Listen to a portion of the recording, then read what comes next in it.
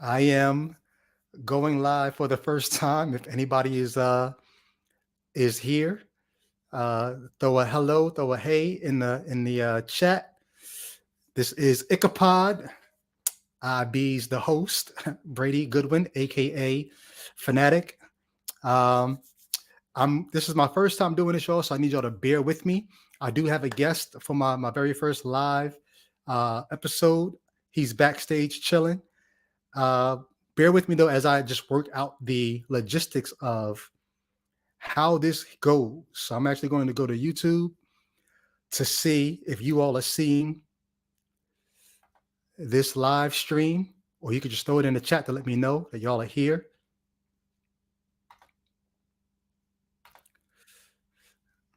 Let me turn this volume down.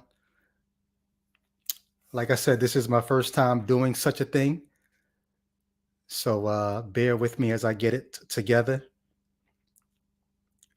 I'm pulling up the live to see what's happening on, let me see, manage a layer.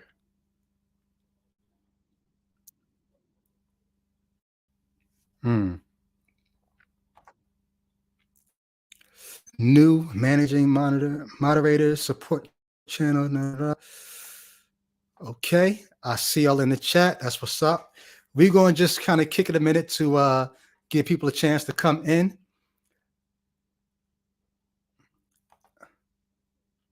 Oh, I can see y'all here, so I don't need to do on YouTube. I'm going to close the YouTube out. Okay, I close out the YouTube because I can see you all's chat comments on StreamYard.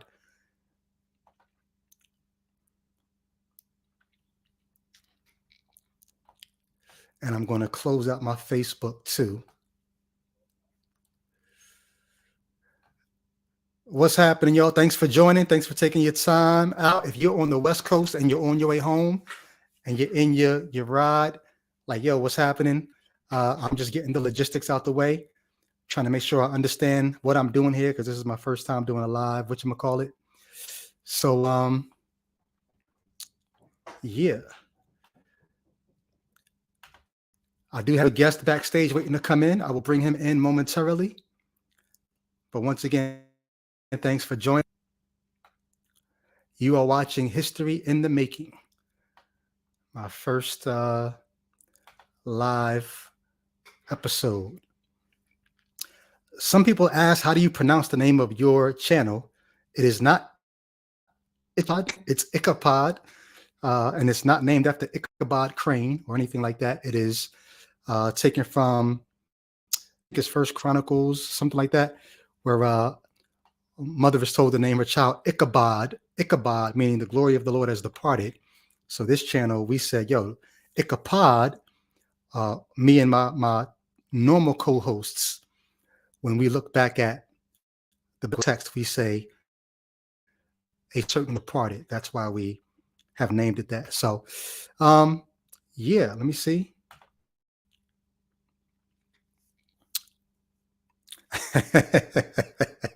Atheologica in the house. My man Scott is in the house. Elvis, we see you. All right. Let me just make one last announcement on Facebook, and then we're going to bring our guest up in the house. Talk amongst yourselves. Now, I really do appreciate you all joining.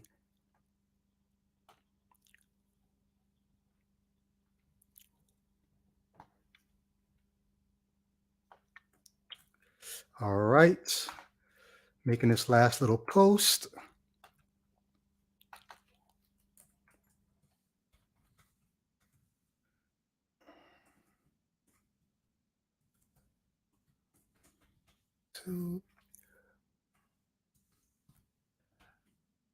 I'm putting the link in the comment as opposed to in the actual post.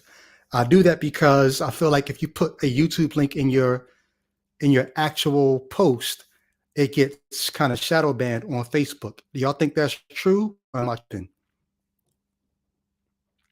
trying to game the system, but I don't know if that's really how the system works. Y'all tell me.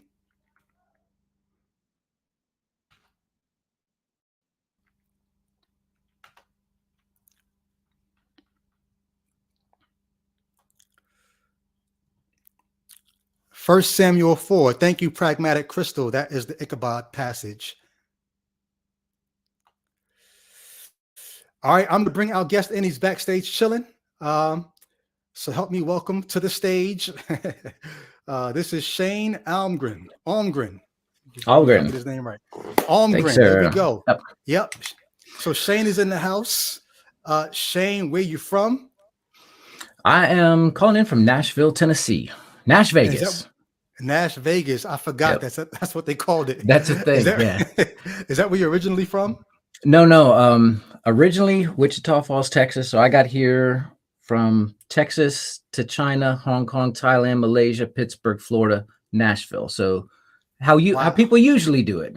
Right. Yeah, right. But you ran that down like you're used to doing that on a regular basis. Like, why were you in all those places? Military child? Well, I was. My parents were in the Air Force, but then they went to Christ for the Nations Bible Institute in Dallas, Texas when I was a little kid. Okay. They were Jesus movement babies, the 70s Jesus movement. Chuck Smith. Calvary Chapel. Hallelujah. You know, they found them some Jesus, and we grew up in the church. And when I was about 10 or 11, we left as missionaries. Okay. So you were a missionary child. Missionary kid, preacher's kid. Were you a child missionary? I was, and then I was an adult missionary. Wow. So I had the full evangelical experience. I was a worship leader. There was, I make a joke in this book we're going to talk about that we were the opposite of whatever Christmas and Easter Christians are. If church was unlocked, we were there. So that was Sunday night, Sunday morning, Wednesday night, there's Thursday night cell group, the Friday night youth group, the Saturday morning men's prayer breakfast. And if my mom let us stay up past 7:30, we would have broken into the house on like Monday night. It just sat there in the pews in the dark just so we didn't miss a day. So we were full on in the church. Okay. Wow. Theologica is wilding in the chat right now. Okay. So a missionary child and a child missionary. You wrote a book recently called Conspiracy Christianity, which we are definitely going to dive into. I heard your presentation on it and was blown away. I was going to do something on that topic on my podcast with my normal guys. When I heard yours, it was actually Derek Bennett from Theologica. He made a post about the conference that you all were at. I think it was an online conference. And he made a post about your presentation. And when he explained it, I said, I've got to have this. I got to have him on my channel. And I appreciate you being gracious and willing to come and be on the Ichabod. Happy to do it. And I had no idea you were going to have a book done within a few weeks since I heard that. Well, it was a lot of material because it was like an hour-long presentation, and the material had come from my previous book. It was originally the 5 things. I had written a Trump book before that, and it was condensed. It was like 2 pages of stuff. Okay. So I've fleshed it out quite a bit to turn it into an hour-long presentation, and then I fleshed it out a bit more to turn it into a book. And then you and I chatted a few weeks ago. I was like, ooh, I can get it done. I just thought you were joking when you said you might have it done by the time we do this episode, and you were like, "No, I'm serious." So I'm impressed by that. The book is Conspiracy Christianity. Now help me, because in the copy that I opened, the subtitle was different than the subtitle I see on Amazon. What's the official subtitle? The official subtitle is the 7 Evangelical Training Principles that promote wild propaganda, dangerous misinformation, and outlandish conspiracy theories. Am I tripping? Did I see 2 different subtitles, or was that me? No, this is what happens when you rush through. And I mean, from the time we started until I published it, I think I had 1 sandwich and 2 bathroom breaks over that 2 weeks. So, and then there was the ebook, there was the hard copy, and then the paperback, and I had some wires crossed and didn't get everything straightened out. So if you made a purchase and there's a misprint or whatever, I will make sure that you get a of course, the misprint's going to be very valuable one day, probably after I die, I'm sure, but hold on to that. Yeah, I told you in our conversations, people who have my book, if they compare it with somebody else who has my book, they'll say, "Hey, did you see this typo on page 240?" And then they'll say, "No, in my book, there's no typo on page 240 because I've been able to, like a Kanye song, I can edit it and remix it and re-release it. I've been re-editing the book the entire time." So yeah, that's probably what I'm gonna have to do. okay. You said something a minute ago. You said in your previous book, it was a book about Trump. Yes. What gives you the right to write a book about Trump? How are you, like, what's your connection there? What a bold and convenient question you posed to me. So I went to college at Palm Beach Atlantic University down in West Palm Beach, and my senior year there, I worked at Mar-a-Lago for Donald Trump. So he was my former employee. And interacting with him and just seeing like how things were run on the day-to-day, when it came up in, what was it, 2015 or something, that he was running for president, it was the third time he's ran. And a lot of people don't know that. Yeah, I didn't know that.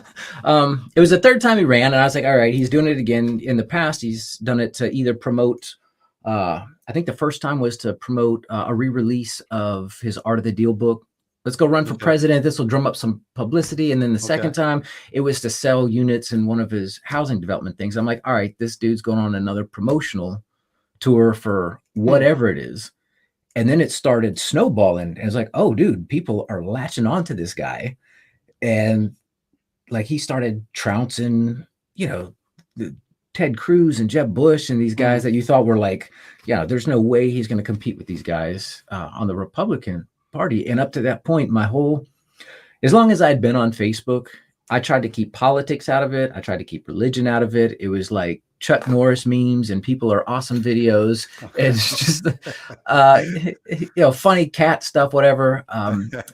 But as it started picking up, I started writing more on like a daily basis, going, guys, I'd seriously reconsider. If you're thinking about this, here's some stuff you guys don't know.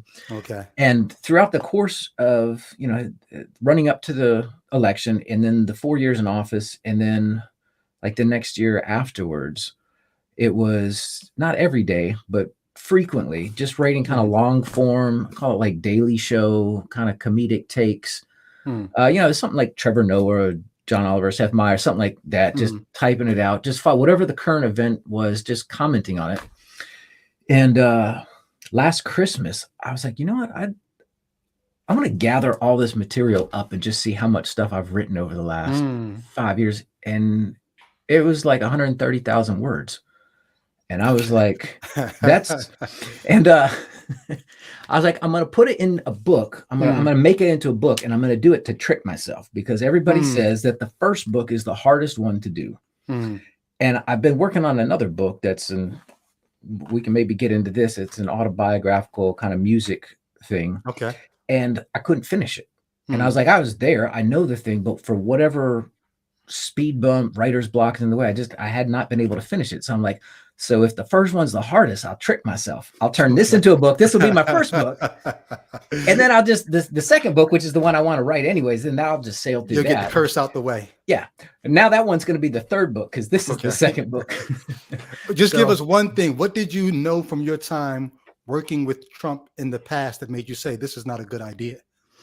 The one story that stands out in my mind. So I worked out in the pool area, and it was, they served drinks out there. It was kind of like a bar restaurant kind of thing. And all the people who came in, it was celebrities. It was the Palm Beach Blue Bloods, the old money kind of people. It was, I think at the time, like $100,000 to get an annual membership kind of thing.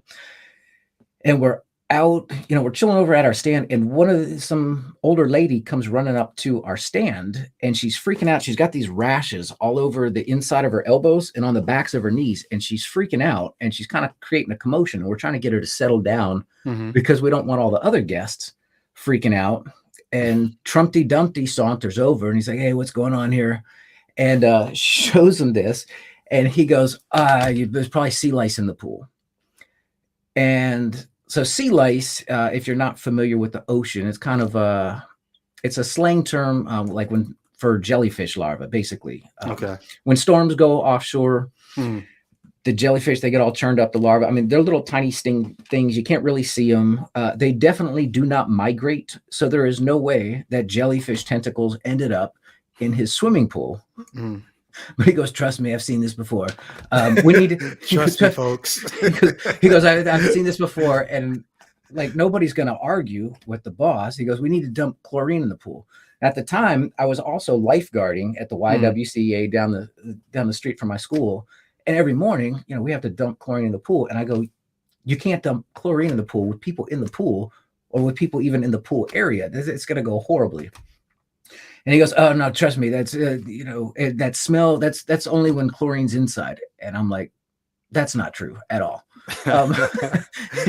And it was like one of those things where the maintenance guy comes over. He's like, look, I want you to go get the chlorine bag, get a cup, like a paper cup, just go around dumping it in the edges or around the edge of the pool. And the maintenance guy is like, can somebody tell him it's not sea lice, and 2, you can't do that. It's going to smell awful. And Trump's like, oh no, trust me, I know more about pools than anyone. Just go ahead and do it. So the maintenance guy goes, it's going to be a big, beautiful pool. Yeah, it's going to be fine. So the maintenance guy goes around and he's like trying to be real casual, but like he's the only guy walking around pouring something into the pool. Oh, and Trump had this one line. He goes, if anyone says anything about the smell, tell them it's like an expensive European chlorine. Like that's a thing. I'm like, dude, it stinks. It stinks. So the maintenance guy, the pool guy, he goes around, he pours it all in. Within like 5 minutes, the whole pool area is clearing out.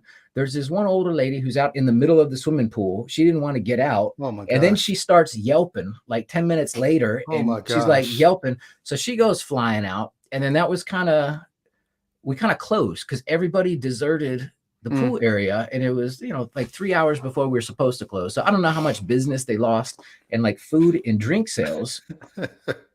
And then 2 weeks later, we find out the lady that had originally come up to us with the rash said she went to the doctor and it was an allergic reaction to her sunscreen, her new sunscreen. And then the lady that was out in the middle of the pool slapped Mar-a-Lago with a $500,000 lawsuit for chemical burns that she had to go to the ER for.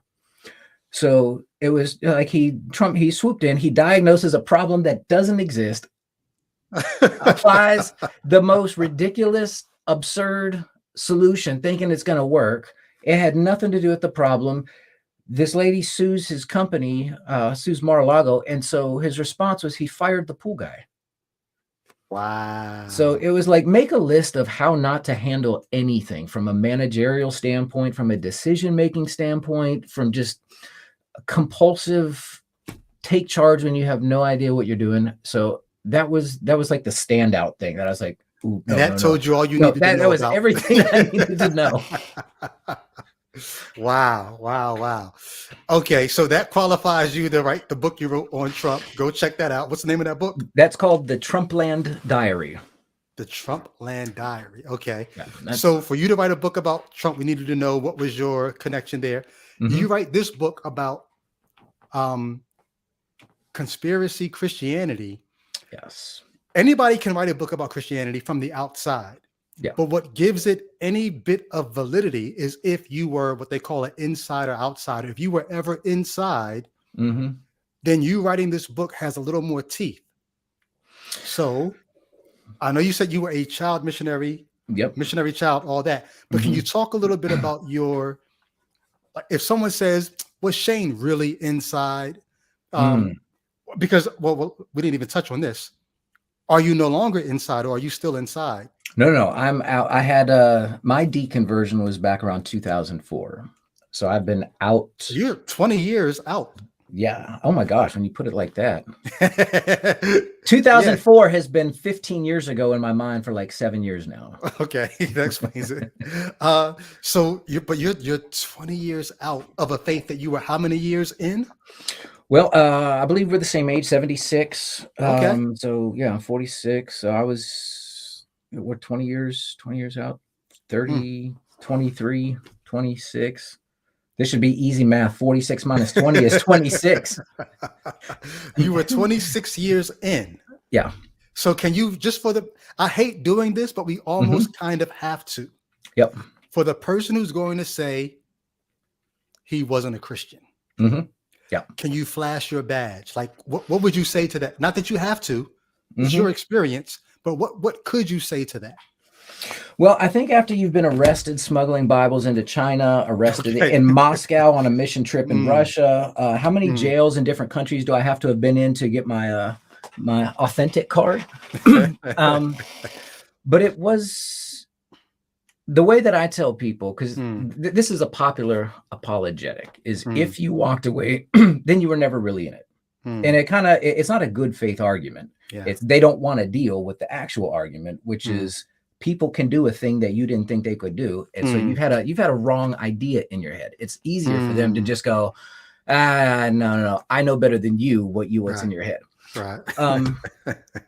But it was, growing up, it was as much a part of daily life as brushing teeth. So it was, you do your morning devotional, you do your nightly devotional, because that's how you start and end your day, and you don't question that. And when you're out, from the evangelical perspective, you were proselytizing constantly. When see you at the pole was a thing at school. I don't know. Remember that, where it was like one day every year praying at the flagpole. Yeah, you're supposed to pray at the flagpole, and our youth group had been like leading up to it for like 3 months, and it was a big thing all over the country. And I want to say this was like 8th grade or something. I had my "See You at the Pole" shirt, and I showed up at the flagpole for the day, and I was the only person at the whole school that was there. And I'm like, they've been talking about how you were supposed to show up and circle the flagpole. So I got around the flagpole, and I'm holding my hands like I was hugging the American flag before Trump did, and I'm saying my prayers out there, and like the buses are pulling up, and they're like, who is this short bus riding the idiot out there? Wow. And then you rallied around the flagpole by yourself. By myself. I was a Christian army of one. And I mean, I was, my parents, we all came back from the mission field around like 1990. And then I did a number of trips. 93, I think I went to Russia. Late 90s, I went with my church to Jamaica. After college, I went back to China. This time I was doing music stuff, but it was like missions and worship leading was my thing. And I wasn't questioning it. I was as into it as all of us 4-year-olds were into Santa Claus. And so you tell somebody you didn't really believe it, we'll say, well, you never really believed in Santa. No, you really, really did. There was a time you really, really believed it. I really, really believed it. I meant it. So you weren't just doing the things. Like somebody could say, oh, devotions and proselytizing, that's ritual. That's not relationship. You didn't have relationship. Right. Yeah. And my favorite thing was arguing with people like me. And like, cause that's, some people just like, they love to avoid confrontation. I kind of thrived on it. It's probably a character flaw. And I think I made this comment in one of your recent posts, and it's just an idea I have kicking around in my head. It's because I had been so ingrained in, just consuming, devouring Christian apologetics and learning all the right things to say in this. And then when you finally realize, okay, well, why is that a bad argument? And now I'm on the other side, and you can kind of like preempt, go, if they've done their job correctly, right. This is going to be a little chess match. We both know the first 8 or 9 opening moves if you studied your thing. But I made the analogy, when Tom Brady left the Patriots and he went to Tampa, and his offensive line was clowning the Patriots when they came in because, they had a lot of new guys on the team and stuff. And Tom knew their playbook better than the Patriots guys. And he's shouting out what the other guys are running, and they just torched them. And it's like, when you're in that, you go, I believed it, and you can question me, but it's a bad faith question. And also here is the playbook that you guys are running. Right. I know it. Right. Okay. All right. So with no further ado, if you're in the chat, if you're not in the chat, but you're watching, please like, please subscribe. All that helps with what I'm trying to do with this channel. I got a lot of great content. I've been doing these kind of interviews for the last 2 or 3 months. I have weeks and weeks and weeks of interviews just stored up to get out there. So please please subscribe. Get your questions ready. I tried to get it set up so that I could do super chats, but I missed the deadline. So there'll be no super chats. So the good thing is you'll get to ask your questions for free and have them read if we can find them and read them. But yes, this is my channel. For those who don't know, Icapod is my channel. So I'm typically on here with two other people. My guy, Al, and my guy, Jehovah's Witness Protection. He was not a Jehovah's Witness. He just does not show his face, and we distort his voice because he does not want the world to know he's an atheist. Ooh. Because he is afraid of the backlash that he will get just in life, in relationships, in profession. So we hide his face. We distort his voice. We say he's in Jehovah's Witness Protection Program. We call him J-Wit for short. But yes, it's my channel, and you'll see us on here regularly. Like, subscribe. We're about to dive in to Shane Almgren's book, Conspiracy Christianity. You can go check that out on Amazon. I'll get the link and I'll post it here in the chat for you guys as well. So why did you write the book in the first place? I know you said you kind of had these things that you're storing them up, and then, well, why? So when I was writing the first book, the Trumpland Diary, the material that makes up this book now was like, it was a one-day, multiple paragraphs, not super, super long. But it was once Trump came in, there was this QAnon like popped out of nowhere in 2017. And I don't know how many, most people have heard of it. And there's a lot of people who don't know the name QAnon, but they know the set of ideas. They don't know that there's an umbrella term for the things that they believe. But the overarching tenet, when it came out of nowhere and it popped up on a subreddit, I know it was 4chan originally. It was the dregs. It was where all the people who go to watch like child porn and sex videos and release their white supremacist manifestos and share video game cheat codes. Like that cesspool of the internet is where this anonymous poster, just going by the screen name Q, he popped up. And he made this comment that the entire world is run by a secret ring of pedophile, cannibal Satanists. And it was always leaving these really cryptic, like he would never said anything that you could go, okay, this is what's going on. It was always kind of like asking questions, kind of like throwing out little breadcrumbs. And so we started getting this out, like there was this whole, like the bigger core tenet was, so the entire world leaders, the business elites, the top 1%, and Hollywood musical celebrities all over the globe are part of a child sex trafficking, cannibal, devil worshiping ring, and that Donald Trump was aware of them and was personally waging a vigilante war against them, and was going to bring them all to justice. So because of this, everything that Trump was doing, people, would listen to what he'd say, and they'd start like reading, because part of their mythicism about it was that he spoke to his followers in code.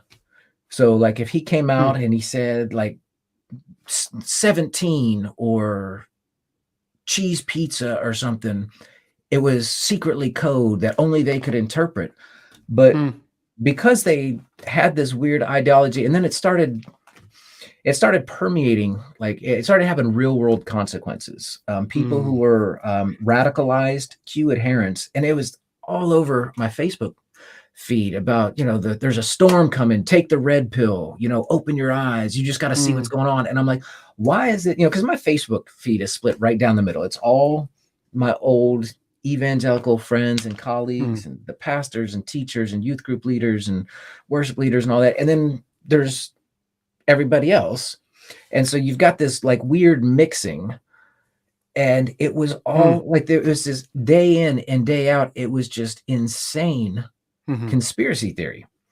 And so much of the Trumpland book was me just going, and like somebody would post something and I was like, well, that can't possibly be true.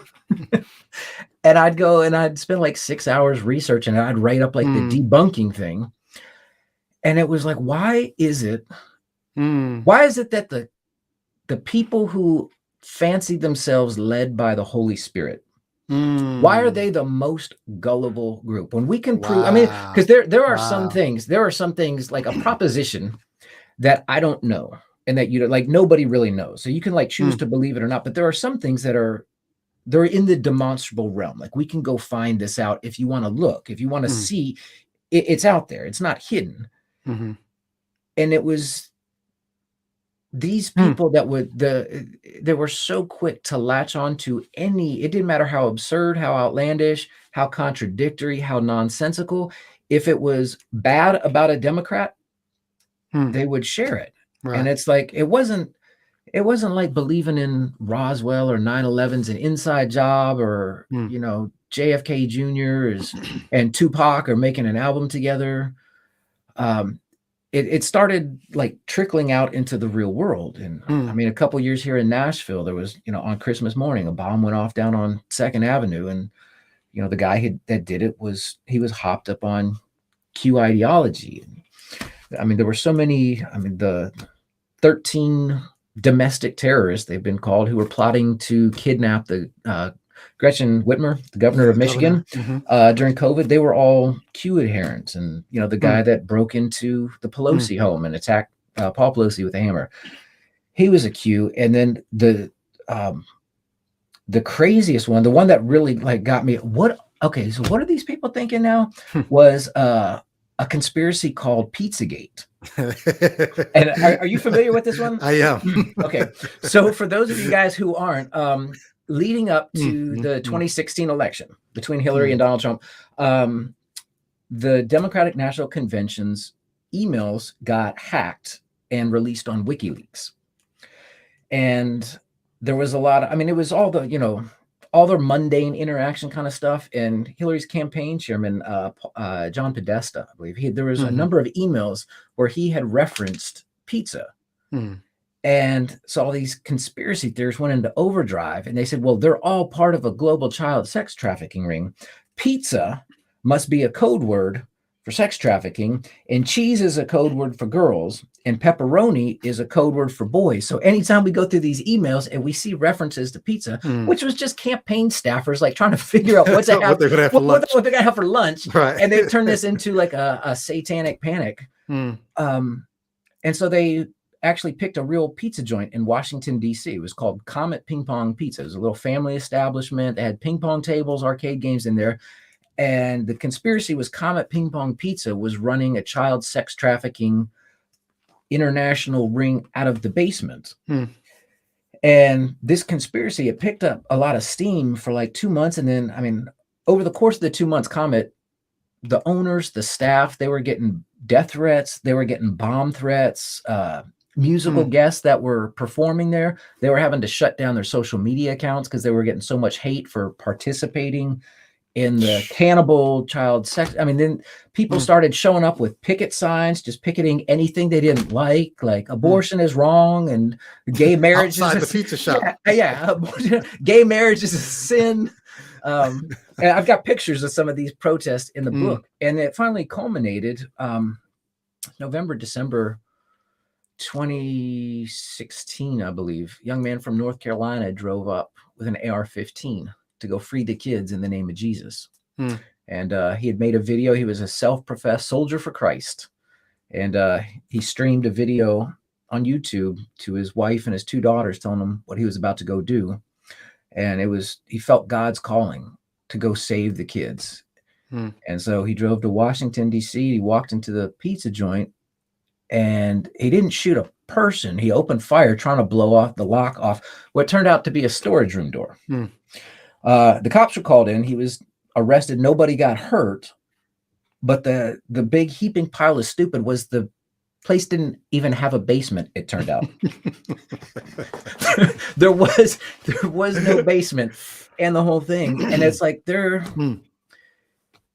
if you were going to go, like, what a thinking person would do, we would Ocean 11 this. You know, we go pull codes down at the municipal, whatever. We get the planning. Let's what is there a basement in this establishment? Because I said, you know, it's kind of sick and twisted on me, but there's a really demented part in my head that wishes there was a basement and there were kids in there, and he could have saved them. But because he didn't look at the blueprints, he just ran in and got locked. He missed it. He missed the trap door. Yeah, he got locked in a mop closet till the cops showed up. Wow. But so that was the first. So the evangelical training principles is, I go, why is it that these people are the first to sign up for just this lunatic, nutty, borderline incoherent? Why are they? I mean, they're not the only ones. So hold on. Let me, for the person who's watching, if I could encapsulate this, you said a minute ago, which I think is so key. Why is it that the people who supposedly have God's Spirit indwelling them, the Holy Spirit, why are they so seemingly gullible and falling for all these? I don't know if you're going to touch on this, but I fast forward to the big lie, the 2020 election. Right.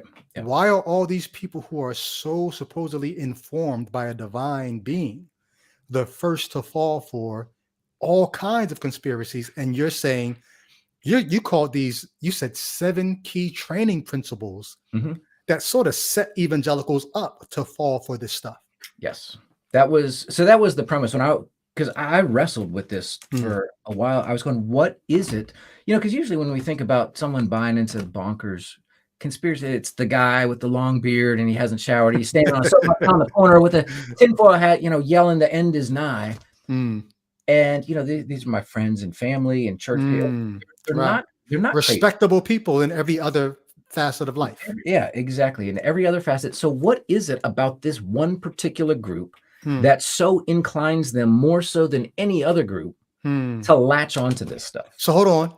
I'd like you at some point, maybe not right now, but to back that up, why you say more so than any other group, but also why you call them training principles. Because when I heard you, I said, oh, you're just talking about a social conditioning, but you said these are training principles. Which seems a little more strong than just conditioning. Yes. So if you could speak to why you call them training principles, and then why you say this group more so than any other. Because when you are fully invested in the church, when you don't just show up on Sundays, it's not like an activity like going to the gym, but it's like a lifestyle, the Christian lifestyle.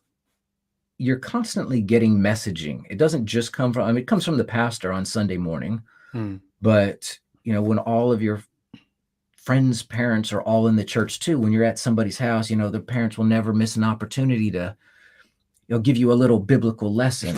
All of the instruction. Seize the teachable moments. Yes, the teachable moment. Oh boy, there were a lot of those spankings and teachable moments. And it's, if you go to Christian school, it's the teachers there. It's your coaches on your sports teams. It's the youth pastors. There are so many people everywhere. You can't turn really and escape them. And there are certain, I call them training principles. And when I say training, I was the way I referenced it in the book. It's the kind of laser focused, hyper intense training that, like I mentioned, like professional athletes, professional musicians, Olympics, the military. They do this. They just drill and drill and drill and train and train and drill, because when you're under live fire for the very first time, your brain short circuits and you can't think and you lose your fine motor skills, and they don't want you stopping and question, like, what do you do? So you have to make what you're supposed to do be muscle memory. Okay. And I'd made the analogy in the presentation. I think like it's kind of common if nowadays, if you follow combat sports at all, to pit a boxer against a person from a different fighting style that involves kickboxing or something like that. Yeah. And Conor McGregor and Floyd Mayweather was the big one, but they do them all the time. And it's not uncommon, like in the middle of the fight, to see the MMA guy lash out and kick the other dude, like, and then kick him in the stomach, kick him in the knees, or whatever. And if you're watching this and you're a boxing purist and you don't really watch other stuff, you're like, what is he doing? Is like, did the mob pay him to do that? Is he psycho? Is he? And it goes, no. The boxer trained 15 years at boxing. He trained 15 years at kicking, and he spent 4 weeks getting ready for this fight. You don't turn off, you don't undo a decade and a half of training, in 4 weeks. And so when you grow up in the church and you have these constant training principles, they're thought training. It's how to approach topics. And we can get into what some of those specifically are.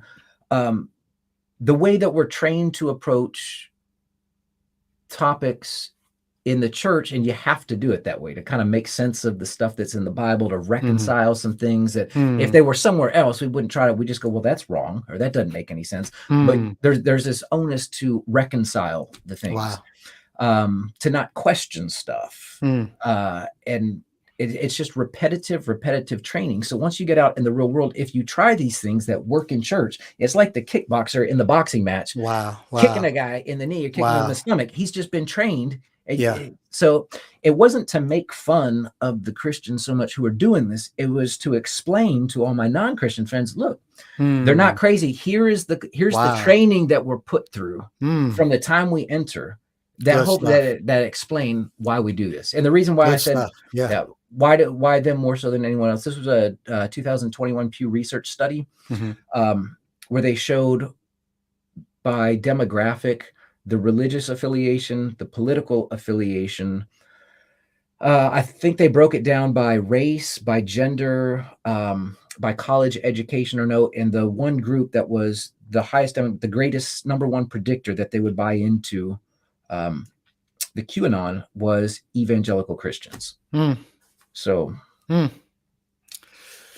I've got my own theories about why that is, but you introduced 7 key principles that train, not just condition, but train the minds of adherents to sort of be susceptible to conspiracy theories. Can we get into a few of them? Sure. So the number one, I think the training principle number 1 is that belief without evidence is a good thing. And I think in the book, I mentioned that, when we're kids and we first get in, we don't stay out in the congregation. We're not hearing what the preacher's saying. But we go to Sunday school and they have like children's church Sunday school. And there's like 20 stories that they tell in constant rotation. It's Adam and Eve, it's Moses, it's Daniel and the lion's den, David and Goliath, Samson and Delilah, Daniel and the lion's den. And once you get to the end of the 20, they just start back over, and you're not getting into like the cocaine bears that came and mauled the 42 kids. Right. And one of the stories that's in the constant rotation is the Doubting Thomas story. And it's, after Jesus' resurrection, he appears to the disciples one night and Thomas isn't with them. And they go and tell Thomas, look, he showed up at dinner. And Thomas goes, well, I don't necessarily believe that, unless I didn't see it, so I'm not going to believe it. Which is a rational thing to say, right? Think about it. If you put your mom or your grandmother or somebody in the ground, and then like 2 days later, your friends come up and say, I saw your grandma at Shoney. She was in the buffet line. Right. You're like, I don't think so. Like nobody is going to go, sure. All right, tell me more. What'd she say? But so Jesus shows up the next night with all the disciples and Thomas is present, and Jesus rebukes him for his unbelief and said, you believe because you saw, but blessed are those who believed and didn't see. So he publicly shamed him in front of his peers for like what you just said is the most rational response. Right. And so we get this hammered all the time. You don't need evidence. You don't need evidence. You don't need evidence. And it's And it's not just a thinking thing. They kind of imbue a little like moral responsibility. It's immoral to want evidence. Like the way you demonstrate your piety, your Christian virtue is by when you hear something, you don't think to request evidence. And you hear this over and over. It starts when you're 4 and it just gets more complicated and more evolved out in the congregation, but it's still the same thing. Yeah. That's like, because I never really looked at it as, I could see why you would say it's shaming Thomas. I always looked at it for the effect. That's interesting. There are 2 effects. I never looked at the shaming of Thomas for wanting proof. I always looked at the benefit of, oh, I'm in the category of I didn't see and I still believe. So blessed are people like me. So it's like you said, it's elevating or turning this credulity into a virtue. You didn't see it and you still believe. Oh, blessed are you. Blessed, you're doing this right. Now here, did you ever think this far ahead? is that the other disciples who believed, they believed because they saw also. He appeared to them the first time. Right. They didn't have a chance to believe it without seeing. He just showed up. And they're like, yeah, well, we believed. And well, see, what it does is it flips it on its head, because us readers, we're tempted to think, wow, blessed are they because they saw. I wish I could see. No, flip that. Blessed are you who haven't seen. They weren't blessed, even though they saw and touched. And that's not the blessing. So it's a mind game on you to think they weren't the blessed ones. You are. Just keep on believing without seeing. Put yourself, make yourself the hero of the story. Yeah. Put yourself in there, and I mean, that's exactly what it is. And I go, there's in the context of the church, you cannot have the kind of physical, what we would call scientific or material evidence. So you have, if you're going to accept this, you have to take it on faith.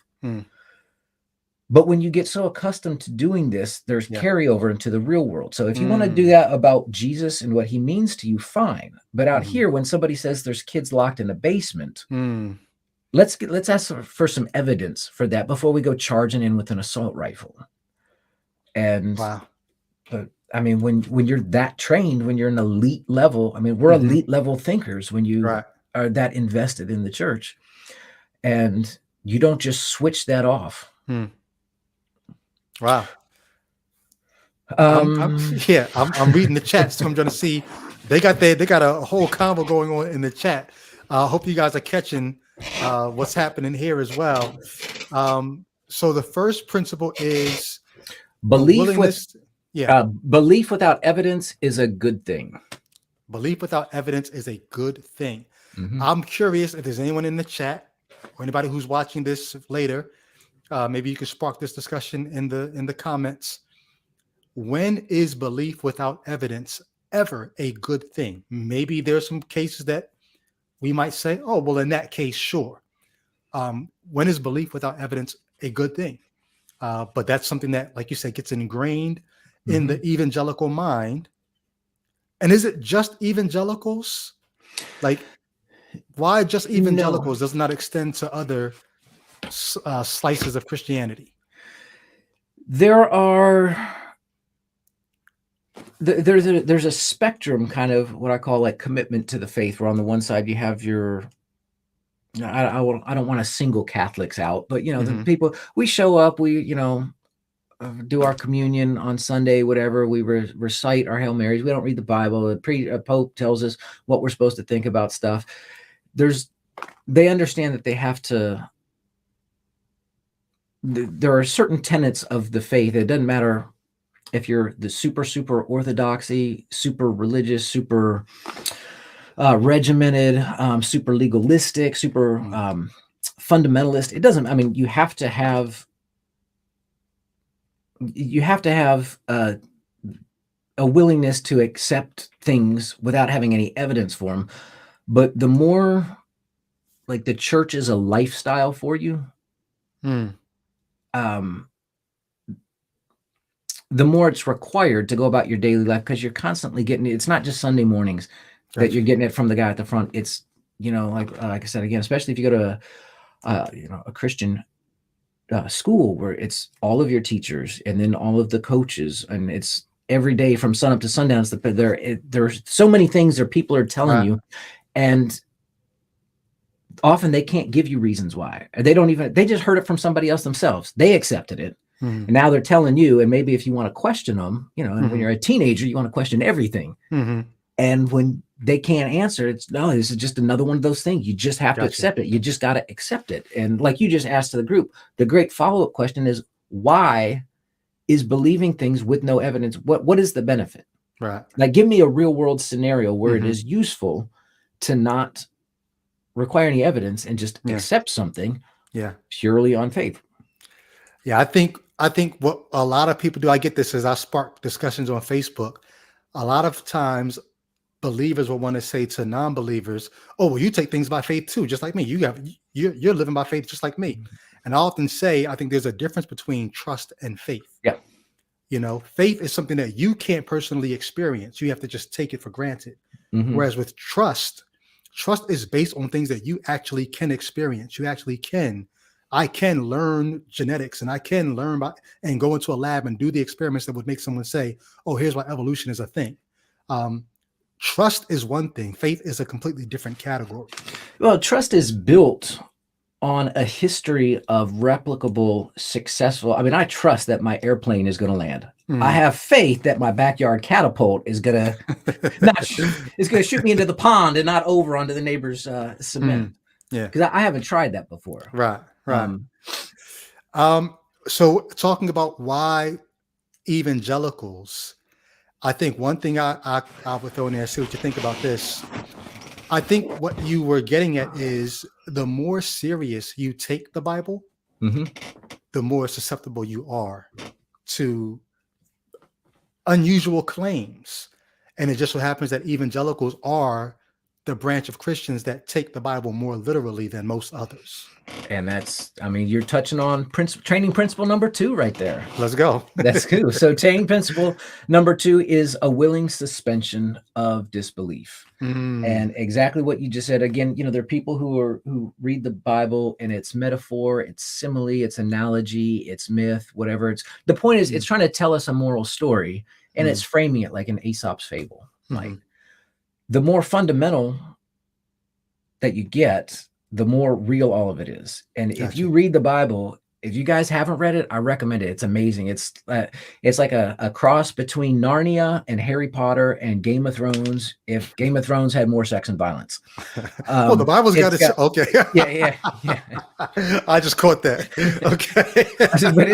But you've got witches and you got giants and wizards and talking animals, and there's unicorns and dragons and miracles and prophecy and people coming back from the dead. There's Nephilim, there's virgin birth, there's flying like chariots of fire. I mean, it's nuts. It's like reading fantasy. If somebody gave you this book and said, classify this in the library, you go stick it right next to the Chronicles of Narnia. But when you're taught this stuff actually happened. This is really, really real. Dude really walked on water. There was really a burning bush. This dude really got into an argument with his donkey. They had a conversation. Like, these weren't allegories. This is what really happened. Right. So once you grant that all of these things are possible, where do you draw a line? Like, everything's on the table at that point. Like, you can't say the lizard people. Well, that's implausible. Well, how is that any crazier than the stuff that's in your book? The lizard. Tell me some more about these lizard people. Wow. And so if I'm hanging my head in shame right now because I'm thinking about all the things I suspended my disbelief for 30 years to believe. So I'm a little ashamed of myself for going. I'll tell you a story that kind of exemplified. It was kind of funny. I was about 7 years old in Texas, and we were at school and overheard like the 6th graders. And I think it was Empire Strikes Back had just come out. So it was one of the Star Wars or Return of the Jedi. I don't remember which one. But they were talking about real lightsabers.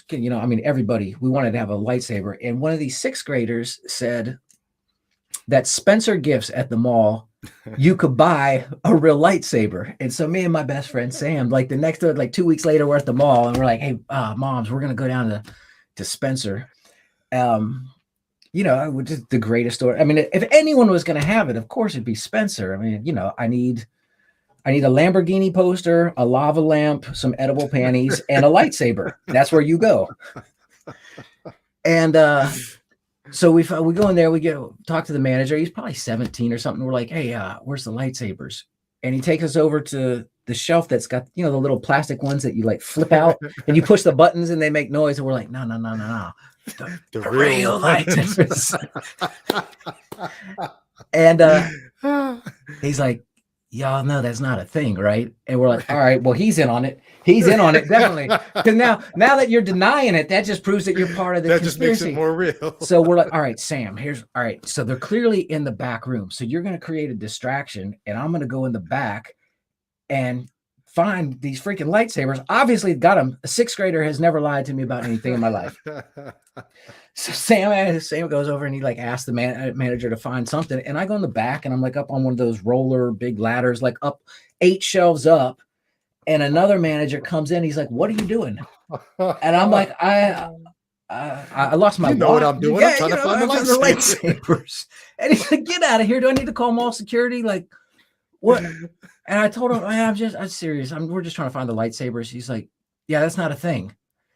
And so we walked out of there convinced that the manager and this like junior 17-year-old, a sales manager, were in on this plot to hide the lightsabers. Because the deal was, yeah, if you knew enough about the world, you go, all right, well, science hasn't gotten there yet. Right. I've seen some YouTube videos of people that are making some that are pretty close, but back in the early 80s, that wasn't a thing. And it was a combination of one, I didn't know any better. If I see it in a movie, I don't know enough about the world yet to conclude that the thing that I'm hearing about is really real. And also, the first thing I heard wasn't true, but because they got to me first. Like every idea is sort of, they're in a race to get into your head, and whatever gets in there first, that takes preeminence, and everything else, it's like a uphill battle to get the truth in and get that other guy out. Jeez. So we went to Spencer and we were told the truth by 2 people who knew, and we didn't believe them because we had heard it somewhere else first, and then we didn't know any better. Wow. And I mean, we're 7 years old, probably still believing in Santa, so you couldn't fault us too much. But that when you grow up, we put aside the Santa Claus beliefs. You know, and we eventually work out with it. Oh, every house in the world, not every house in the world. Come on. Well, what about the houses that don't have chimneys? Checkmate. You know, and you start figuring out why this isn't feasible. And if you apply the same logic to a lot of the biblical stories and stuff, you reach the same conclusion, but you're told no. In this one particular case, it's true. It's true. Yeah. So for many people who not many, I've run into several people who deconverted, and one of the things was Noah's Ark. And depending on what stripe of Christian you are, you have ways of getting around that. You have ways of, but for some people, it's like, oh wait, that couldn't have happened. And once you do that, if you stop suspending your disbelief in one part of it, it's a very small step to say, well, then why would I believe what happens a couple chapters earlier, right, or a couple chapters after? So for some people, it's all of the same cloth. If I rip this part out, the whole garment is done. It's a house of cards that comes tumbling down. So that's why,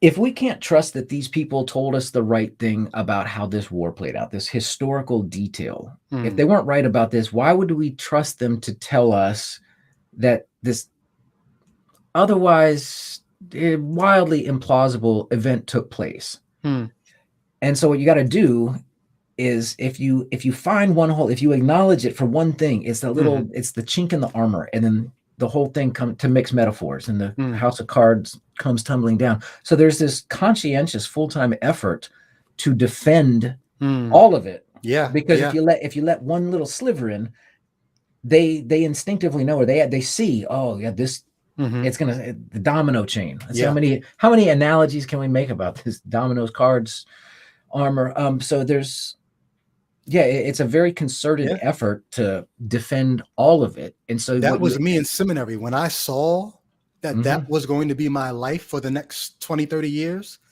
defending all of these, trying to keep all those dominoes from falling. Right. And whenever they fall, I've got to push them back. I said, pardon the French, fuck this. Like I'm not going to spend my life doing that. That's insane. Like if I thought the project would be any less daunting, maybe I would have said, oh, it's just those things we have to defend. Okay. When I began to see how long the list was, I said, nope, not me. And for anyone who's watching who would go, well, why, if you're really committed, why shouldn't you work through all of them for yourself and for all the people? Because, a big part of being an evangelical is evangelizing. It's proselytizing. It's a sales pitch. It's defending the faith. Yeah, you got to go out into the world and you got to sell this. But in order to do that, you got to believe in the product that you're selling. Yeah. And I go, well, why am I going to go to another country and maybe get arrested and maybe cause somebody else to get arrested for this thing that this is not making sense in my head. Before I go, if you want to get into old China stories, I can tell you some horror stories about communist China and people disappearing and stuff. It's very, I mean, they're really real concerns. And you go, here are the real world possible ramifications if I do this. Am I 100% that I believe the thing that I'm saying? I could tell myself that I am, but if I'm being honest, this one thing needs to be examined and acknowledged, but then that leads to this thing and that leads to these other things. And then everything's on the table and I go, well, I can't go tell anybody else this unless I work it out in my own head first. And that's when I knew, well, I keep saying that's when I knew. I had so many that's when I knew moments, but I remember when I stopped being able to preach.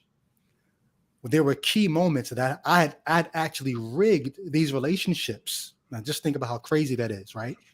To be rigging relationships with people so that you can tell them your message that you wanted to tell them. But I had rigged certain relationships so that I could give the gospel to certain people. And then when the time came, I found myself saying, don't say that to that person. That's not true. You can't defend that. You know, and this internal monologue, and I said, what does this mean? This means something that I can't repeat the gospel anymore. And it was, I was in denial at the time, but I had to take account of the fact that I can't say this. And anybody who's watching, because I hear from believers all the time, believers who are deconstructing or deconverting or denying that they're doing that. If you find yourself saying, I don't want to say this to this person because I might be lying to them. It's because you care about that person. Yeah. You're showing they care about your integrity. Yeah. Your heart's in the right place. Pay attention to that. Yeah. I almost want to segue here because I don't even know the answer to this question. What got you to stop doing number 2? When did you stop suspending your disbelief to the point that you ended up deconverting? It was, all right, so about 2004 was when the process started. And it was a weird thing because it was like a full 2 years from when it started to when I could say, like, I'm out. I made it through the tunnel. I'm officially out. And that 2 years in between was like in a constant state of terror of the God that I no longer believed in. Like, I don't believe him, but I'm scared. I'm terrified that what is he going to smite me for not believing? And it was like, wait, that doesn't make sense. Work that out in your head. Are you scared of him? If you are, then you should probably still keep believing. But one of the big things that did it for me is I had a really good friend from college who is a professional magician.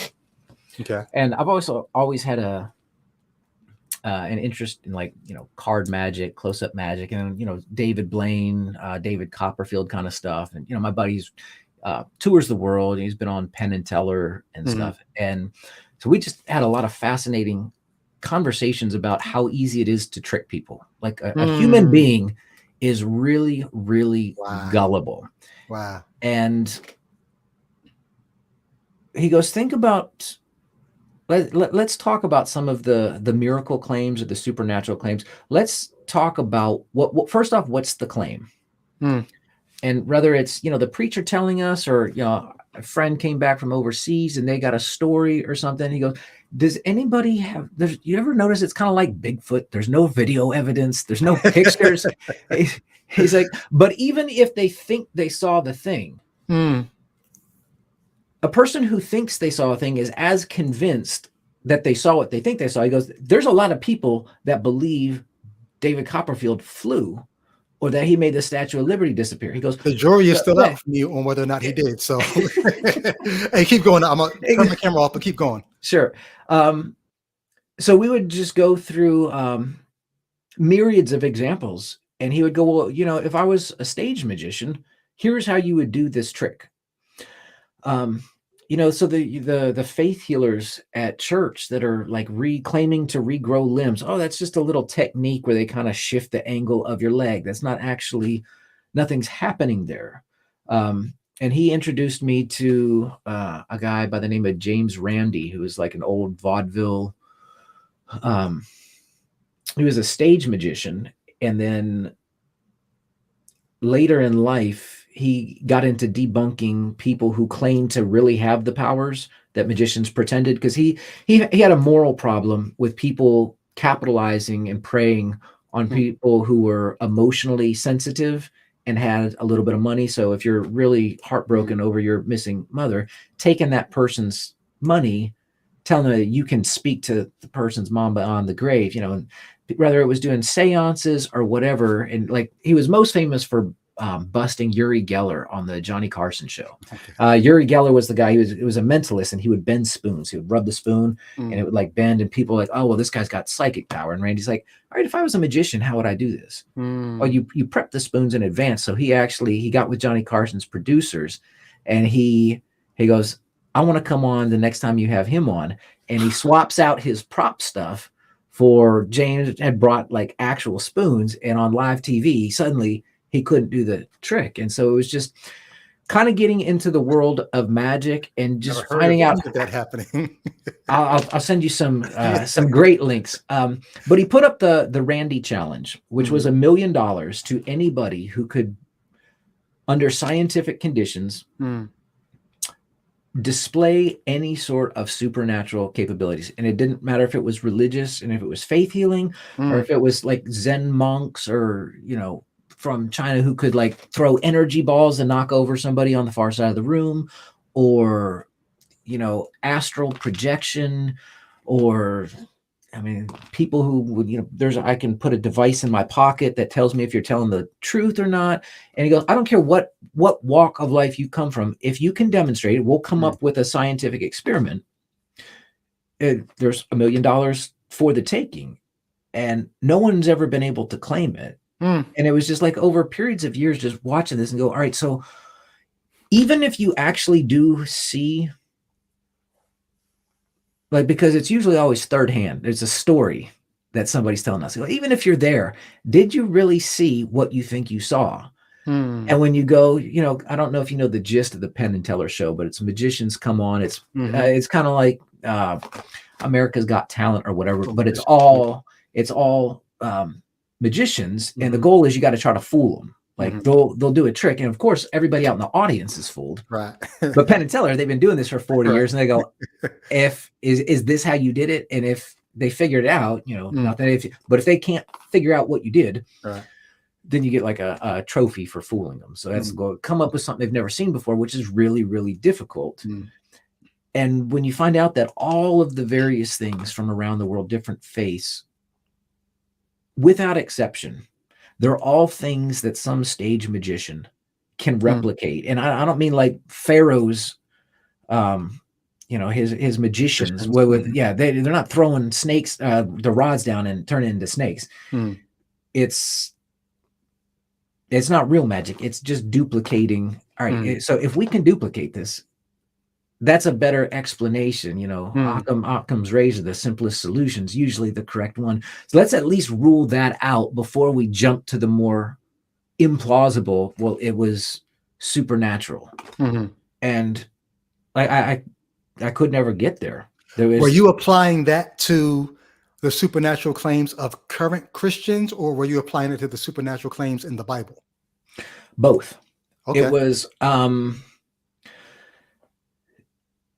once you start becoming a little bit less credulous, and you go, all right, hold on. So nobody was with Moses when he talked to the burning bush. He come back. He had to tell somebody.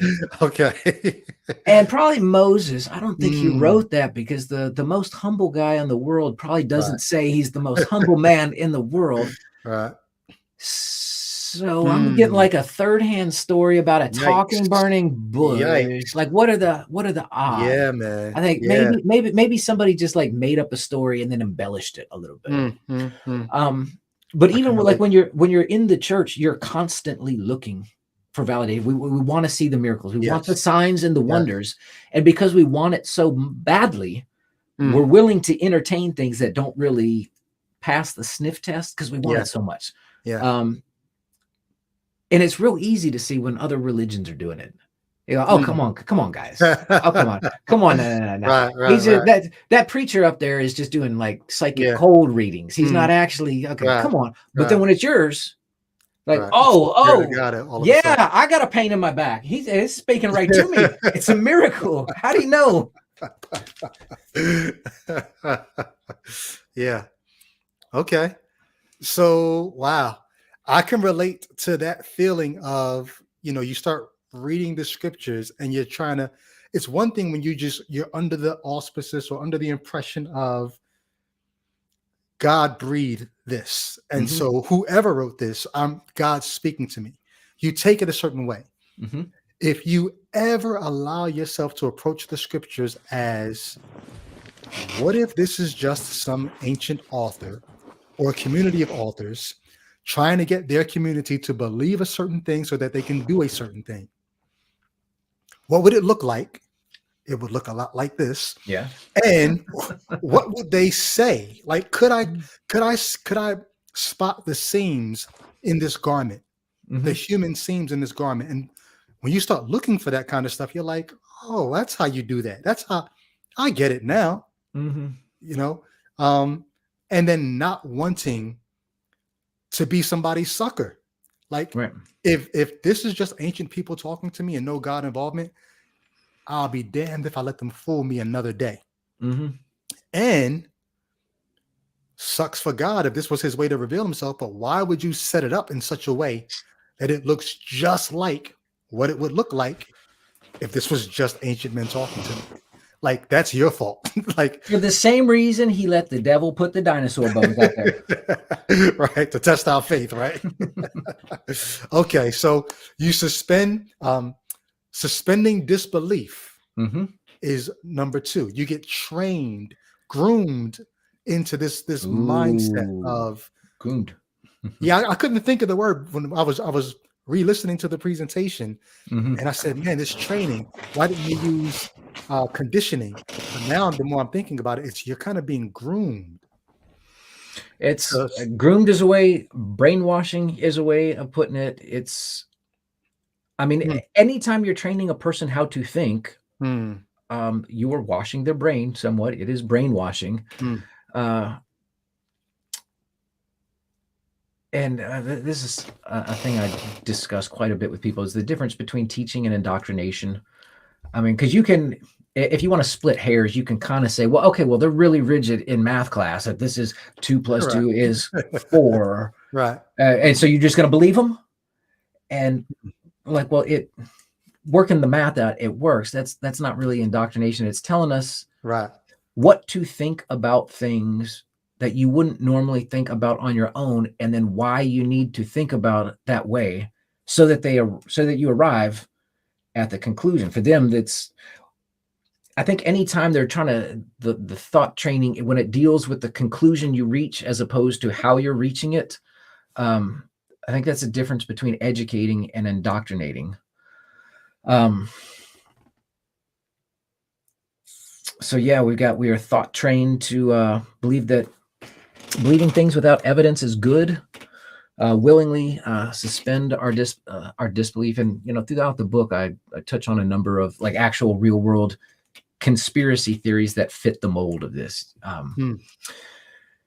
So there's a direct line drawn between, here are the people that think this, and then here's what they went and did using that training principle out here in the real world. I think that's so important, though, because a lot of times people will come to me and say, Brady, even if you're right, what's the harm of letting people continuing to believe what they believe? And like you just said, there are real world consequences. So anybody who's thinking that, pick up Shane's book, because he doesn't just give these principles. There's 7 of them. We're only going to go through a couple. He goes through these 7 principles and then talks about what this looks like in real life when somebody is trained to think this way and then ends up living a certain way, accepting certain things as true because of how they've been trained to think. Yeah, I think the real world version of this, so willing suspension of disbelief, there's a whole corner, and it's not necessarily QAnon, I think this started back in the late 90s with a British author by the name of David Icke. It was kind of Q. Q's thing is there's this whole global elite ring of satanic pedophiles, whatever. David Icke's thing was, well, yeah, but they're also lizards from another dimension. And so that was his whole thing. Like the Mother Teresa was a lizard, and Winston Churchill and the Bushes, and basically anyone who's like a king or monarch or royalty, president, they're all lizards. Okay. All the biggest celebrities, they're lizard people too. And he goes, and there's a corner of the internet that's dedicated to videos. I haven't seen the YouTube channel in a while, but they're always really, really grainy. And it's a whole channel that alleges, here's a person on TV that was caught when they're, because the person that you see, that's like a kind of a force field. It's like a hologram, whatever. And so sometimes if they haven't drank enough blood, then they'll kind of blink, the hologram will start to fade a little bit, and you can catch a glimpse of the lizard underneath. And for some reason, Al Gore got singled out as like one of the daddy lizards. Jeez. And so when he introduced like global warming and climate science was kind of brought into the mainstream with his movie An Inconvenient Truth that came out in the early aughts. And shortly after it came out, before it became such a political divide and people didn't know they were supposed to not believe in it because that's what the right-wing media told them, there were people who decided that it was fake because Al Gore, the lizard person, was the one spreading it. And this was, there's pockets all over the internet of people who reject global warming and climate science and say, we don't need to do anything about the planet because Al Gore is a lizard person. So when you willingly suspend your disbelief and you don't require evidence and any ridiculous thing is true. Wow. I would imagine that there are people to this day who are against accepting climate change, not even knowing what it's like, where the objection even comes from. I 100% agree with that. It's one of those hot button talking points, and they get their steady stream of information from pundits rather than reporters, and it's people who know it. Tucker Carlson right now is in the find out phase of this experiment. So this is what happens when you lie to people so much it becomes ingrained, and now he's gotten fired for lying to people, and the people that were lied to, rather than changing their minds about the things he was lying to them about, think it's part of a deeper play. We just keep adding every time there's a new layer to the conspiracy, so we don't have to whatever makes us not have to question. So we can't just say dude lied to us, got fired for lying. We should let's reconsider this whole voter election fraud conspiracy. But now they go, oh well, Fox's deep state part. Yeah, Tucker, he was the biggest truth teller on TV. And they're like, that's what people are saying now on Facebook. He was the greatest truth teller. And like you said a minute ago about there are no lightsabers here. It's like him getting fired almost validates him as that much of a truth teller. Right. Yeah. Yeah. So it's like, what do you do when this is not true? We know it for a fact. You believe the thing that's not true. Here's the evidence that you're wrong. And there's a thing in psychology, when people are confronted with evidence, they tend to dig their heels in and become more rigid in the thing because they feel kind of attacked. And their defense mechanism is to believe even stronger about the thing they were already wrong about. So it's like, well, the only way to get through to them is to tell them. But if telling them makes them dig in harder, what do we do? What do you do? Yeah. Like Shannon said, heads you win, tails you lose, right? No matter which way, cognitive dissonance at its best. Let's do one more, then I'm going to open the floor to just a few questions, and I'll let you get on with your day. What's one more training principle that opens minds for this? Sure. Training principle number 3 was things don't have to be logical or even coherent to be true. And this kind of goes back to not just believing the stories that are supernatural or outrageous. It's accepting contradictory accounts of things or blatant contradictions. And, I touch on a few different examples in the Bible. And I think part of the one that when my deconversion process happened, like the thing that I was reading, because usually, when people sit down and they intend to read the Bible, it's not what we would call a page turner. They have, you go to Zondervan book or whatever, and there's like how to make it through the Bible in a year. I mean, they give you assignment. It's like trying to get through a marathon. So this is not, you don't read it in 3 sittings, but people sit down and they'll read a chapter or 2. And then, maybe next time I read Mark in the morning, I'm going to read Psalms at night. And there's not a whole lot of overlap, but sitting down one day and I was just going through John, like, all right, I'm going to start the beginning. I'm going to spend all afternoon and get through it. And it was when Jesus was talking about being a judge or talking about not being a judge, depending on what group he was talking to, because he said, I did not come into this world to judge the world, but to save the world. And he goes to another group and says, for judgment, I've come into this world. And then he says to another group, I judge no man. And then he tells a fourth group, the Father judges no man, but has entrusted all judgment to the Son. And you're like, well, so which is it? Is he a judge or is he not? And like, it depends on what verse you read. And I'm like, okay, well, wait. So this was kind of like the chink in the armor, that thing. Like that was the first one. It wasn't trying to reconcile 2 different accounts. Like, the apologist always like, well, at the scene of a car accident, one person says, well, it's a real car. Another person says, it wasn't like that. It was like, this is like, and I use the analogy. I think, what if this happened in the real world?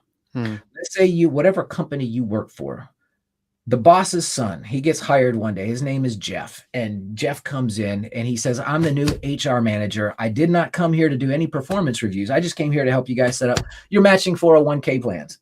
And then he walks down to accounting and goes, the reason I came here is to do performance reviews. And then he goes over to the sales office and says, I don't do any performance reviews. And then he goes out to the warehouse and says, look, my dad doesn't do any of the performance reviews. He told me I'm supposed to do all of them. If you guys get together in the break room and start comparing notes, you're going to be like, yo, how did Jeff get hired here? Like, what kind of Nepo baby idiot are we dealing with? He's talking out both sides of his mouth. Like, but when you're in a situation where you're not under this apologetic spell requiring you to not see the thing that you're looking at, it's really, really easy to see what the problem is. Because those 2 things, they're very, swap out judging for performance reviews, which is kind of, it's the same thing. And you go, well, obviously this is a contradiction, but this can't be because it's in the book that's not allowed to have them. And then once you open, for me, it was after I saw that first one, I spent like a year, I went through the entire Bible and I just wrote notes of like every time I found something that this contradicts that thing over there. And this, and it's, the New Testament or the Old Testament, it's full of stories. People are walking with God. They're talking with God. They're taking siestas with God. He wrestles with people and people see him. And he spoke to Moses face to face as one speaks to a friend. Israelites, they're talking to each other. We've seen God face and we've lived. We can't believe we saw his face and we lived. This is amazing. And then you get to the New Testament, it says no one's ever seen God. No one's ever heard of him. No one can. And you go, now hold on a second. No. But what we're told is those aren't contradictions. And you go, why? Right. And the answer is because shut up for asking. That's why. And so it doesn't have to, and that's when you take 2 different passages that are mutually at odds, but then we have like the concept of the Trinity. That's not a concept that's at odds with another concept. It's a concept that's at odds with itself. It's you got 3 things that are really one, but they're 3, but they're all one. So it's 3 gods, but it's one God, and they're all the same, except Jesus he said the Father is greater than I. Now, how do you? And he said, and God knows everything, but Jesus didn't know. Even the Son doesn't know the hour, of the great return. Wait. So, but then, how do you? If omniscience is a feature of God, and you don't have omniscience, and you're not as good, how are you? But you are God. It's incoherent in the way that my biological father is a married bachelor who never had kids. It just it doesn't make any sense. And what we're told is it's true anyways. So what about the person who says, but Shane, you want to try to figure God all out. If God could make sense to you, he wouldn't be God because your finite mind was able to wrap around him. That's what they do say. I'd actually had that exact conversation with my father, who's, he's still a preacher. It's many years ago, 10, 12 years ago. Cause he was the one that I kind of bounced this off of. Cause like, all right, I got problems. Let me ask Dad. He's the one that would be able to put my mind at ease and like talk me off of this ledge. And he kind of got uncomfortable doing it. And so we didn't engage very much on this. And I don't know if he was like confronted with, oh, I see where this is going. If this is my thing, if I hit the first domino, I've got, like you did, I'm going to have to address all these. I don't want to address them. So I'm not going to address any of them. But we were talking about the Matthew and Luke nativity stories. And I was like, every year at the church Christmas pageant, Mary and Joseph, they go there, then the shepherds come up, then the wise men come up, then the wise men lead, then Mary and Joseph go to Egypt, and then the angels stand around saying like joy to the world, and here comes Santa Claus for some reason, whatever. But it's two different stories with two different elements, and if you try to write a screenplay, you can't do it because in Matthew, they go off to Egypt, but in Luke, they go to Jerusalem to present Jesus in the temple. And then 40 days after the birth, they go back to Nazareth. Where's the flight to Egypt? And we were talking through this, and he'd offered like 3 or 4 different solutions. And I was like, okay, well, let's try that, plug it in. And it doesn't work either. And after we dismissed like 4 of them, he goes, you know what, son, things don't have to make sense. Just it doesn't have to be logical. And you go, okay, well, if nothing has to be logical, then I'm right, because blurgity schmork, orange, green, blue. And you can't say I'm wrong. Right. I know that doesn't make any sense. Maybe I just spoke in tongues. Maybe that's my second tongue, because I got my first tongues. Maybe I got extra tongues just now, and I just said the godliest stuff that you've ever said. I'm right, because of nonsense. We have to have some benchmark. Because like the whole act of apologetics, even when you get up and you preach, when you stand in front of people and you say words at them, there is an understanding that we are saying a thing that makes sense, that other people can, they might not choose to accept it, but they still have to at least understand what is being pitched to them. So like when you come to me and you pitch the Trinity, I go, that's like you came and asked me if I want to buy your furry bald cat. Well, is it furry or is it bald? Pick one. And you go, yeah. Don't question me, just yes or no. And I'm like, I don't know what you're talking about. You gotta frame a question that I understand before you ask me to come up with an answer. So not being willing to suspend your disbelief anymore, and then seeing these contrary or incoherent, self-contradictory concepts, move you to the point where you just say you were unwilling to do that anymore, or couldn't do that anymore. I decided that it had to make sense, because if it doesn't, then what? I can spout nonsense. You can spout gibberish. Right. You cannot have any of these tomes of like worldview exposés looking at other religions of the world, critiquing what's logically wrong with them, because nothing has to be logical. You can't say the fact that this is wrong because it doesn't. It's got contradictions. What you just said, it doesn't matter. So we have to draw the line somewhere. Yeah. And I think one of the conspiracy theories that I'd used to highlight this was right after COVID hit. Everyone was first getting the shelter-in-place mandates. It was about the same time that 5G was coming out, and so there was this, the 5G conspiracy. COVID is being caused by cell phone towers, and there was, and again, it was my right-wing Facebook friend list that was. I don't remember how facial recognition technology got dragged in. But it was they're erecting 5G towers. That's why they want everybody inside, because they're going to put the 5G towers, and they're putting facial recognition software everywhere.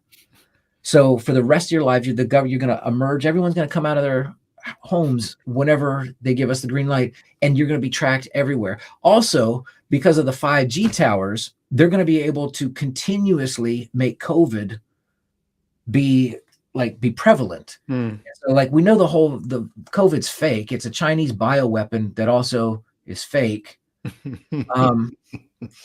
Don't ask them follow-up questions. They're not good at them. But they go, and here's the reason why they're doing this is because they, the mask, if they can force you to wear a mask, it's just like it's a little baby step. It's like, it's a baby step. They just want to control you. What they're going to do, they're going to use these 5G towers to make sure there's always COVID, and they're going to make you wear a mask 24/7 all the time. And I go, one follow-up question would break their brain. I go, so when you emerge out into the world with your MAGA hat and your face covered, how is the facial recognition software going to work? You cover up like this, like you guys didn't think this through. And you got two, and like you're good with both of them. Wow. And so if you've been trained, groomed to be able to do that, though, to be able to hold contrary things, these antinomies, and just say, I don't know how it all works out, but it does. And you walk through life holding these two, speaking up both sides of your mouth, and looking at the person who would dare disagree with you like they're the idiot. Right. And this becomes a lifestyle. Yeah. I mean, if you don't draw the line somewhere, it's like they say, if you don't stand for something, you'll fall for anything. I don't want to be so open-minded that my brains fall. Well, you find the happy medium. You also don't want to close that if there's no brains in there already, that we can't shoot someone with a caulk gun. We should be able to get some brains in there. But if you don't draw a line anywhere, here's what I will allow from a credulous standpoint. Here's what I will allow, just evaluating, is there evidence for this thing? No. Is it good? Is it helpful? Is it beneficial? Is there anything constructive or proactive I can do with the information? No. Does it even make sense? Does it jive with reality? I mean, I'm not buying the part about the lizard people and global warming, but I mean, 5G towers and facial, that's real stuff, but it's conspiracies that cancel each other out. And if you go, I'm okay, I'll give you one of them. You pick the one that you want. You can have either the facial recognition or the 5G causing perpetual COVID, but you don't get both. And they're like, why can't I have both? And you're like, you need to go figure out why those don't both work together. If you're in the chat, you can get your questions ready, type them in. We'll read a few questions before we get out of here. Shane, if you have any last words on how you would want to sum up the book, you can get that ready. I just want to add on top of that. I think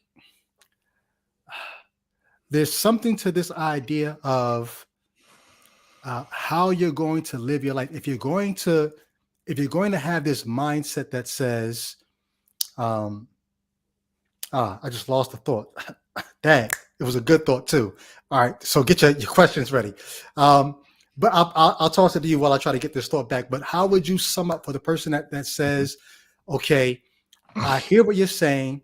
You want the unbeliever to at least understand why the Christian could think or could accept these things that you would think on face value.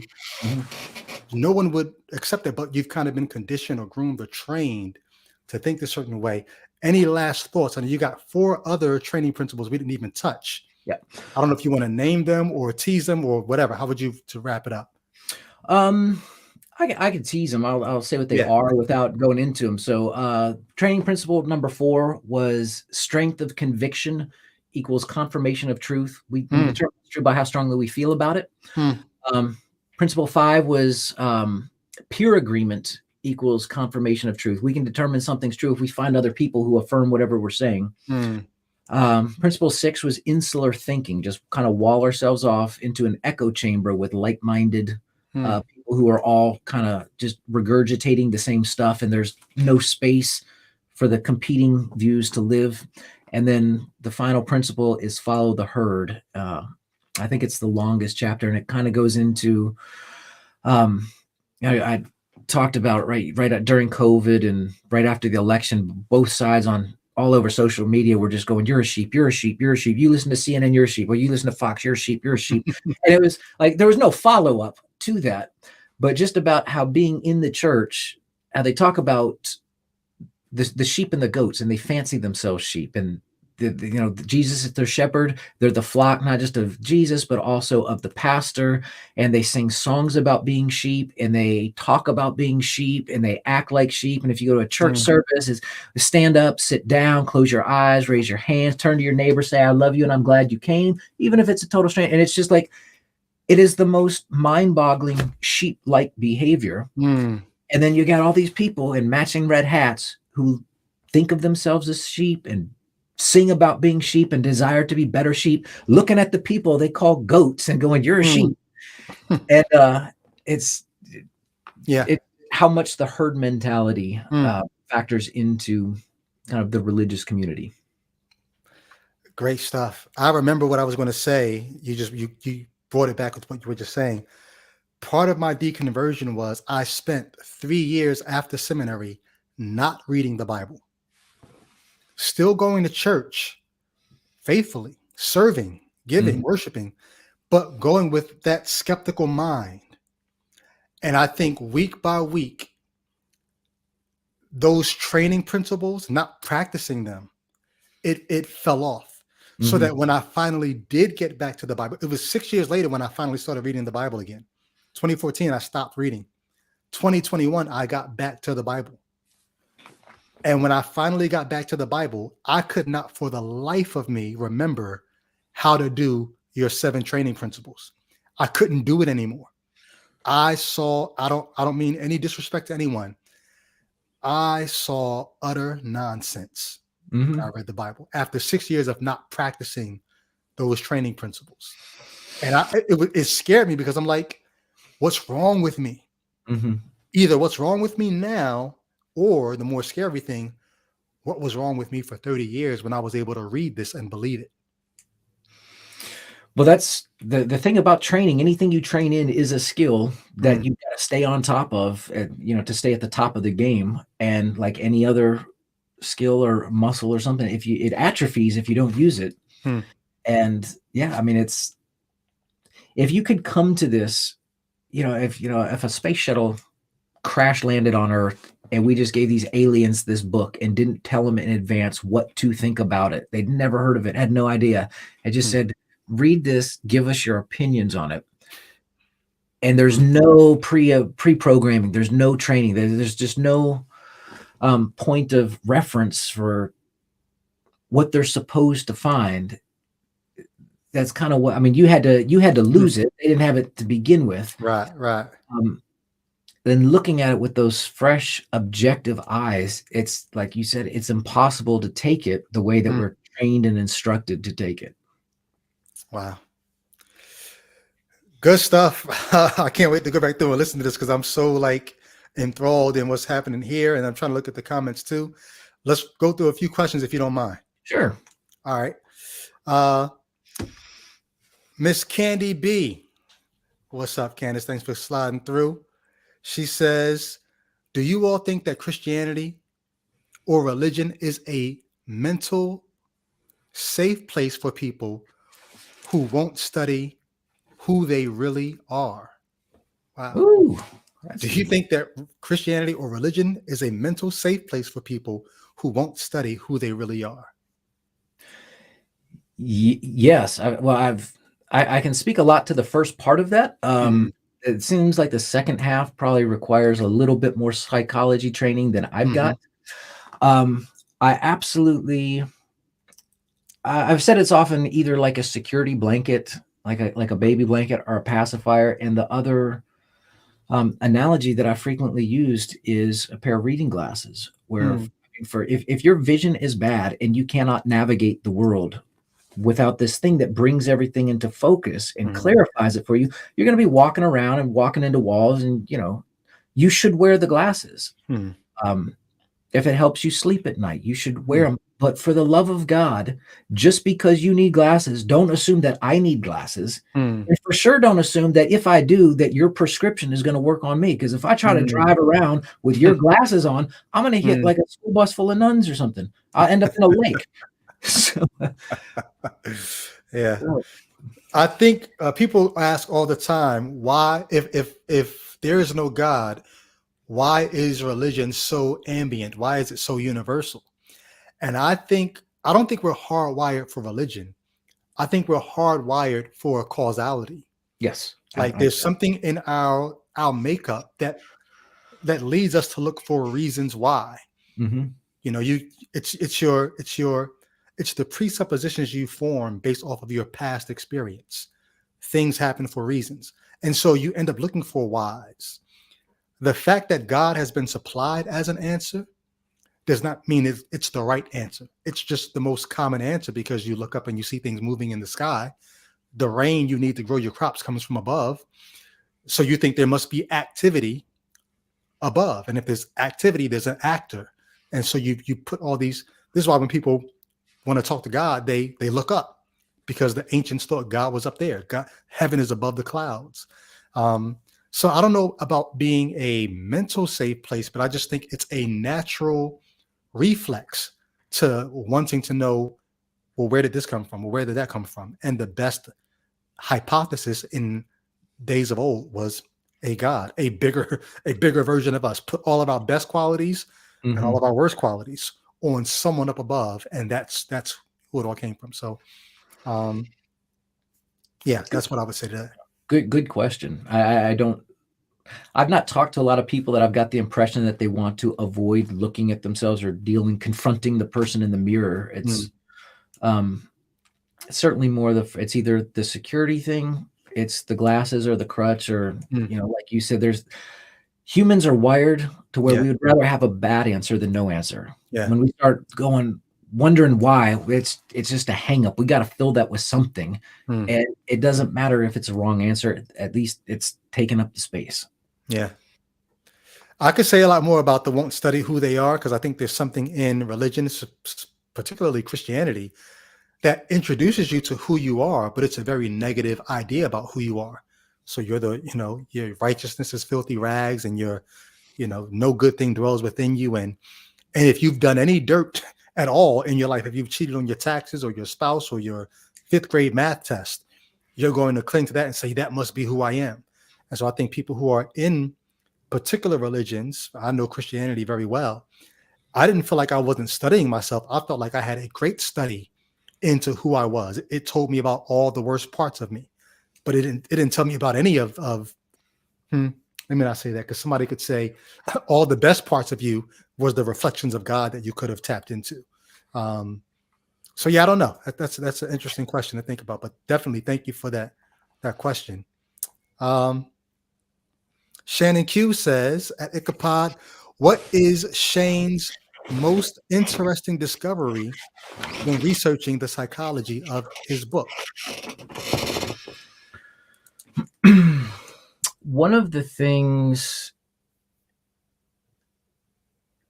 that I found most interesting was how many people that didn't self-identify as Q espoused Q beliefs and just didn't know there was a name for that umbrella of ideas. Wow. I mean, some people very closely related to me, it was like, oh my gosh, what did you just text me now? The George Soros and Nancy Pelosi and the migrant caravans, the Italian satellites and Mark Zuckerberg are trying to put what? And it's like, this is where, when did you get on Q? And this person will go, I don't even know Q. I don't know what Q is. And I'm like, wow.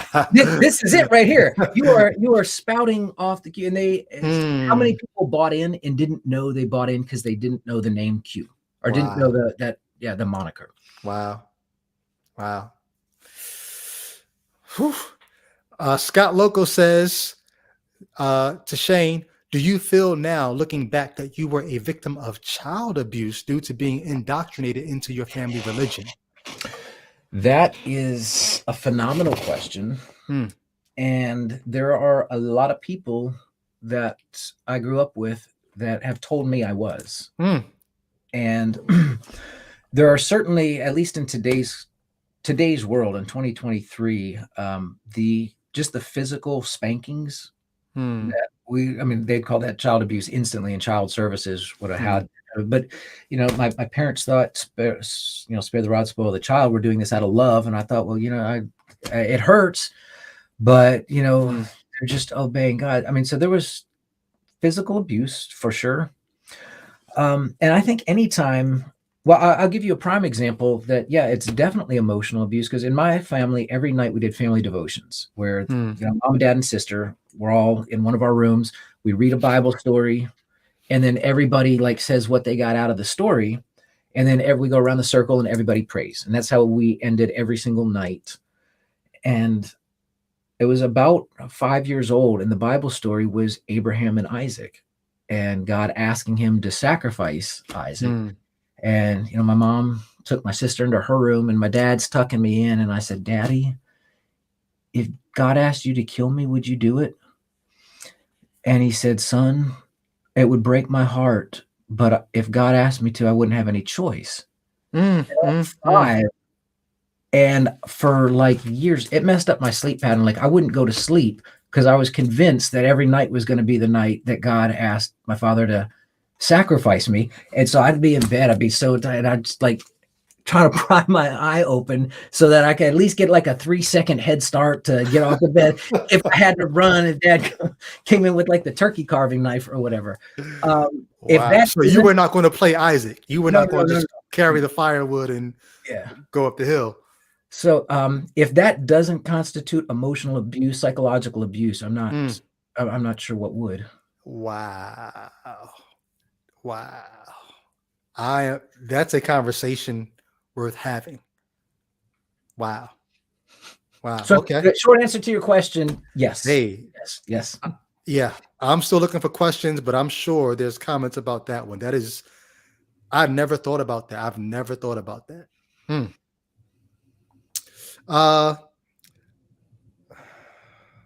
Michael Apple asked if somebody could explain bussing for him, and somebody did, so I'm not even going to touch that one, Michael. But real talk, y'all saw me promoting that song on my Facebook page.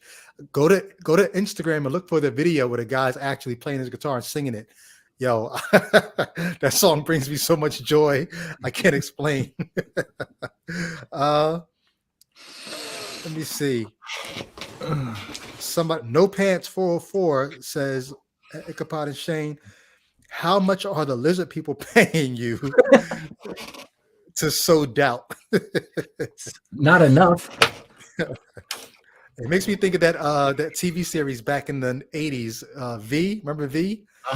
With the lizard people that came to Earth. They tried to do a remake a couple years ago. Did they? Yeah, it was only a couple seasons long, and they got canceled. But yeah, it was. I used to love that as a kid. I used to love that show. But stop trying to expose us. No Pants 404. Let me see. Looking for questions. That marketing team, it's actually my sister Ty up in the chat, says, for Shane, how much do you think people in power, in quotes, really believe versus they are using Christianity to manipulate and control? I think the higher you get up any social hierarchy, people that work their way up, like socially ambitious, trying to, whether it's preacher at a mega church or it's the top of, some people get into politics because they just want power. Power is one of those things that it's really, really enticing. People are driven by money, fame, and power. Those are like the three things. If you're not rich and you're not wealthy, then have power. And you can get that so many different places. And I think, with a lot of the mega churches and these prosperity gospel preachers that are always having, pissing contests to see who's got the biggest fleet of private jets or whatever. I have a hard time believing there's anything in them. They can't believe what they're saying, because if they did, they would have taken all their money and given it to the poor, not bought their 11th jet. I think because the religious want to believe so much, they, it's like the X-Files. I want to believe. They want so badly to believe that it kind of does. It makes them suckers. So if you are a person who's got ill intent, that's a great place. You memorize a few Bible verses that you can spout off, and you've got a gold mine. Your business model is I talk for 2 hours and then you guys pass me money. Like that's the business model. Or why just PayPal it to me, or send it in crypto. The business model is ripe for people with bad intentions. Wow. Yeah, and I won't add much more to that except to say, once again, even if very many of the people who are in power do believe, to have a business model that, like you said, is ripe for people with bad intentions and for God to leave us at their mercy, that to me just speaks to what kind of God would put us in this predicament, that we'd have to trust people who could fleece the flock so easily, people being willing to believe so easily and be so gullible, would put us at the mercy of these kinds of people. So I know very many people who, interestingly, I think a lot of the people that I know who I think sincerely believe are not the ones that amass great followings. And yeah, I think the reason is, and I didn't want to make it sound like it was everybody. Because there's certainly a large population that do, and there's an avenue for them to do it. But the people whose hearts are in the right place, like you just said, when you change a reason for doing something, you change your method. And when your reason for doing it is for other people and not for yourself, I don't think you're able to do the kinds of things that get you elevated to that huge position of power and wealth, or where you're buying jets, because you're not living in an ivory tower, with your private fleet. You're out there ministering to people. You're out working with the homeless. You're doing the soup kitchens. You're doing the shelters. It's hands-on, and there are tons of people who do have that. And that's kind of like what I'd imagine Jesus and disciples were like. They weren't cruising around in a Bentley. I think they were just walking with their dusty old feet and just going where they were needed, not where they could get some money. All right.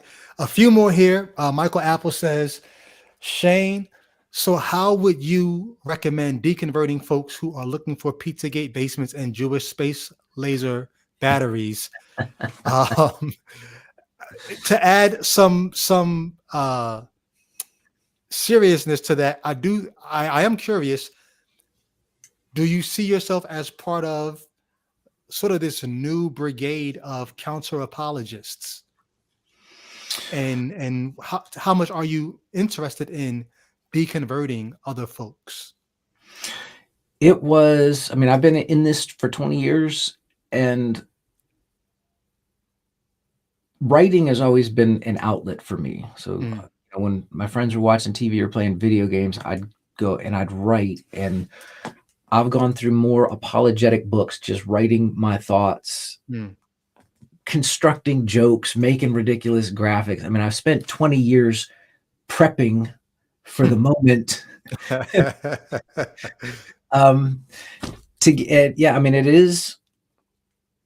It's something I very much want to do, because I do feel a little bit, and very quickly, when my family was in China, you're not allowed to go into China for anything Christian. It's just not allowed. So when you go in, they place English teachers to do as their official role, and you do your mission work on the side, on the hush-hush. And we'd been over there for about 6 months, and the school we were at, it was a military school, so it was lots of government officials, and we were doing the Tuesday night and the Thursday night cell groups and stuff, and the students coming over and getting saved. And about 6 months in, my dad came home from school one morning, and he goes, like, half my class didn't show up.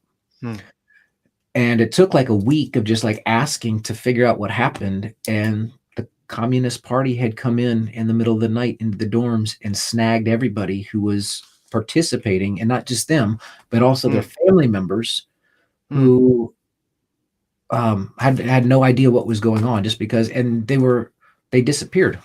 Like we never saw them or heard from them again. And at the time, the thought was, those are martyrs for Jesus, praise the Lord. But a little while later, you're going, all right, I don't believe this stuff is true, and I ruined some people's lives. We went over there. There's like mothers that are never going to see their sons and daughters again. There are people that, you know, their brothers and sisters, they're just gone. And it's not like, hey, you know, we took them to Siberia or something. They just, nobody knows what had, they just vanished. Wow. And there's a little responsibility to go clean up that mess. I mean, not go back over there, but if there's any way we can keep people from here, from going over there to doing what I do, I mean, I gotta save 40 lives. I told Shannon this a few weeks ago, because I was so vocal as a Christian rap artist / musical missionary. I now feel this responsibility to not reach as many with the ungospel as I reached with the gospel, but there are people who are believers and missionaries and ministers today because of what I did for 30 years. And I feel like I owe it to them to at least be as dogged in my, hey, that's not true, as I was in my dogmatism of this is true. So I can relate to that. But Shannon was very helpful. She said, hey, you can't put that weight on you. Like that's too much weight for you to try to hold. So yeah. More specifically to Michael's question, do you think there is a good way to undo any of the 7 principles? Like what do you do with those principles? So the easy answer is you take any of the 7 and you just apply their antithesis, which, I mean, if you go to, if you do any kind of scientific training, it will, you'll get the principles. Let's see if I can, you know, 1 would be to demand evidence for claims. 2 would be, you know, abandon fantasy and magical thinking, insist on logic and rationality as our best tools, and learn to ignore how we feel about things, learn to be okay if people don't agree with us, learn to be open to criticism and hearing alternative points of view, and then most importantly, learning to recognize when we're part of a herd and the ideas that we're spouting aren't our own. Wow. And the book, I was going to end it there, and I decided to add something because, kind of to his point, I go, that's how you fix it. Now, how do you get people to adopt those? I mean, you can give them the medicine that fixes the illness, but you can't make them swallow it. And so those first training principles were written to the secular audience to explain the Christian behavior. And in the final chapter, which was, I call it a secret number 8 training principle, is just asking, how do we stop the bleeding? And this was written to Christians going, look, there's nothing that I can do to get you to stop buying into and embracing these. But I think there's something that I could do to get you to stop spreading them. If only it was written in some source, some authoritative source. If only there was like a book out there somewhere that told us how to handle slander and gossip. And so it's just a litany of biblical text that advise, like, I can't make you stop accepting it, but you got no excuse to share it on social media or pass it around. If you're gonna believe what you say you're gonna believe, here's a thing that you got to follow. One of your 10 commandments, you're trying to stick them on my law, and one of them is don't bear false witness against your neighbor. Your neighbor is not just the guy across the street from you; it's all of us. So, which means doing the due diligence to find out if the things you're saying are true, because you can't obey that commandment if you don't know whether the thing is true or not. Right. TJ 1100. Shane actually answered that question. If you go back and check out the pod, so not trying to ignore it, but he spoke about what inspired him to write the book. Shannon Q asked, is there an audio version of the book? There is not yet. It would be easily doable, and the only reason that I'm a little reluctant to do it, my writing style, I use a lot of graphics. I do a lot of photoshopping, illustrate points. So like every other page has got pictures on it and stuff. And they're usually something silly or something with jokes. So a lot of the humor, I think, would get lost in the audio. But I'd be up for trying it and just seeing if it worked or not. Would you do it in your own voice or have someone else read it? I'd probably try it myself first. I mean, I do studio voiceover work for people, so okay. Yeah. All right. Looking for the last questions here before we wrap this up. Again, religion is about power. If you put a question in but didn't put a question mark, I'm probably going to miss it. I'm looking for question marks.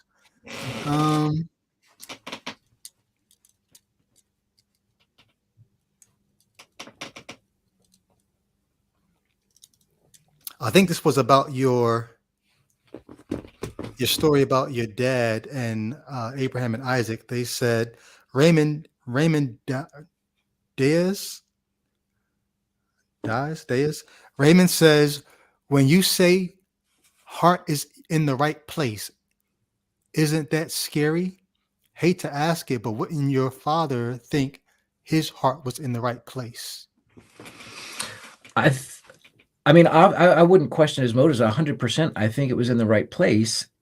The problem is the right place. It's in the right place for the religion, and for the believers and the faithful. It's God doesn't always ask us to do things that are comfortable or that feel good. Sometimes, it's we're the kids. He's the parent. Sometimes it's pulling teeth and dragging us, kicking and screaming. He calls us to be obedient, not comfortable, and so we just accept that we may be asked to do things that do not align with our personal needs. And if I'm going to be the best believer I can, I just got to do it whether I like it or not. Now, is that good parenting? I'd say probably not at all. It had real world consequences, and but I do think his heart was in the right place. I just think that place was in the wrong place. I love it. I love it. All right, y'all. We're going to wrap this up here. We just made it over 2 hours. Hey, thank you, everybody who came through. The chat was buzzing. I was reading and vibing. Appreciate you guys. Please go check out Shane. Shane, do you have, how do you want people to follow up with you other than getting the book? The book is Conspiracy Christianity, the 7 evangelical training principles that finish the subtitle for me. That promote wild propaganda, dangerous misinformation, and outlandish conspiracy theories. In the chat, look in the chat. You can find the link right there. I just put it in the chat. Go check it out. Anywhere else they can find you online and check you out?